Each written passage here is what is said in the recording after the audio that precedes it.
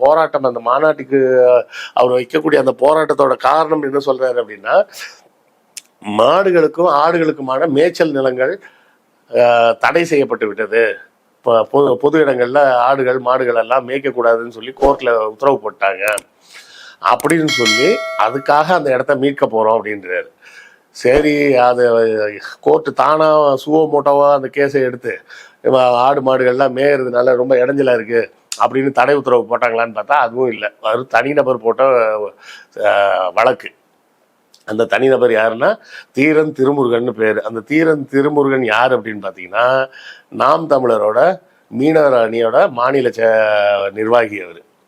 உங்க கட்சியில இருக்க ஒரு மாநில நிர்வாகி தான் இந்த வழக்கு போட்டு மாடுகளும் ஆடுகளும் இந்த மாதிரி புறம்போக்கு நிலங்கள்ல மேய்ச்சலுக்கு விடக்கூடாது அப்படின்னு கேஸ் போட்டு தீர்ப்பு வாங்கினது.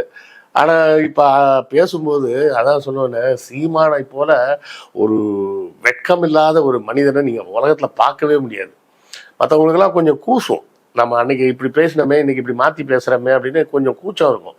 இந்த சீமான் ஒருவர் தான் எந்த கூச்ச நாச்சமும் வெக்கமும் இல்லாத ஒரு நபர் அப்படின்னா சீமானை போல வேற யாரையும் பார்க்க முடியாது. இந்த மாநாட்டில் பேசும்போது சீமான் என்ன சொல்றாருன்னா, எங்கால் தான் வழக்கு போட்டாருன்றீங்க, போட்டால் தமிழக அரசு அதை எதிர்த்து வாதாடி மாடுகளுக்கு மேய்ச்சல் நிலத்தை வாங்கிலாம் கொடுத்துருக்கணும் அப்படின்றாரு. எனக்கு தலை சுத்திருச்சு.